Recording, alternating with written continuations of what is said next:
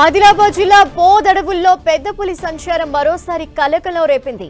బోధ్ నారాయణపూర్ రఘునాథ్పూర్ అటవీ ప్రాంతంలో అడవిలో అమర్చిన కెమెరాలలో పెద్ద పులి కదలికలు కనిపించాయి. ఋతుపవనాల ఆగమన ప్రభావంతో కలయిక కోసం తోడును వెతుక్కుంటూ తిప్పేశ్వర్ అభయారణ్యం నుంచి కవ్వాల్ అభయారణ్యంకి పులి ప్రయాణించింది. బోధ్ సారంగాపూర్ మండలాల సరిహద్దు అటవీ ప్రాంతంలోని అమర్చిన కెమెరాలలో పులి కదలికల్ని గుర్తించినట్టు బోధ్ అటవీ రేంజ్ అధికారి ప్రణయ్ తెలిపారు. బోధ్ అటవీ ప్రాంతంలో 3 రోజులలో పులి 32 కిలోమీటర్ల దూరం సంచరించినట్టు అధికారులు గుర్తించారు. ప్రస్తుతం పులి అడవిలోనే సంచరిస్తోందని, ప్రజలు అప్రమత్తంగా ఉండాలని అన్నారు. ఎట్టి పరిస్థితుల్లో అడవిలోకి వెళ్లకూడదని హెచ్చరించారు.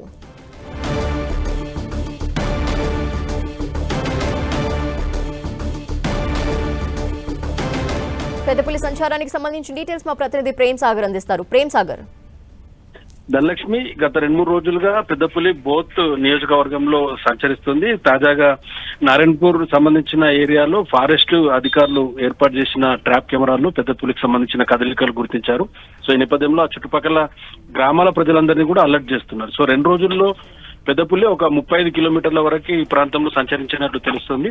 సో మహారాష్ట్రలోని రాష్ట్ర సరిహద్దుగా పెన్గంగా పరివాహక ప్రాంతాన్ని దాటి ఆ టిపేశ్వర్ పులుల అభయారణ్యం నుంచి ఈ పెద్దపులి వచ్చినట్టు కూడా మనకు తెలుస్తుంది. సో తాంసీ, తలమడుగు మండలాల మీదుగా ప్రస్తుతం బోత్ సారంగాపూర్ కారిడార్ కి సంబంధించిన ఈ ఫారెస్ట్ ఏరియాలో తిరుగుతుంది. అంటే నిర్మల్ ఆదిలాబాద్ జిల్లాకి సరిహద్దులో ఉంది ఇది. సో గత నవంబర్ లో కూడా మనం చూసాం, అక్టోబర్ నవంబర్ లో ఒక పెద్దపులి ఇదే ప్రాంతంలో వచ్చి సంచరిస్తుంది. ఈ టైంలో కొంత మేటింగ్ సంబంధించిన సీజన్ కాబట్టి తోడు కోసం ఈ పెద్ద పులులు ఈ ప్రాంతానికి అప్పుడప్పుడు వలస వస్తున్నట్టు కూడా మనకు సమాచారం ఉంటుంది. సో లాస్ట్ టైం వచ్చిన పులి కూడా దాదాపు చాలా రోజుల పాటు ఈ ప్రాంతంలో సంచరించి తిరిగి కవ్వాల్ అభయారణ్యంలోకి ప్రవేశించి అటువైపుగా మళ్ళీ మహారాష్ట్ర వైపు వెళ్ళింది. సో ఈ పులి కూడా గత 2-3 రోజుల నుంచి ఈ బోత్ నియోజకవర్గ ప్రాంతంలో సంచరిస్తుంది. సో సారంగపూర్ వైపు కొంత దాని కదలికలు ఉన్న నేపథ్యంలో ఆ చుట్టుపక్కల గ్రామాల ప్రజలంతా కూడా కొంత అప్రమత్తంగా ఉండాలని ఫారెస్ట్ కి సంబంధించిన అధికారులు అయితే సూచిస్తున్నారు. ధనలక్ష్మి. సో అటవీ శాఖ అధికారులు దాన్ని ఏమైనా పట్టుకునే ప్రయత్నం చేస్తున్నారా, లేదంటే వాళ్ళు ఏం చెప్పబోతున్నారు?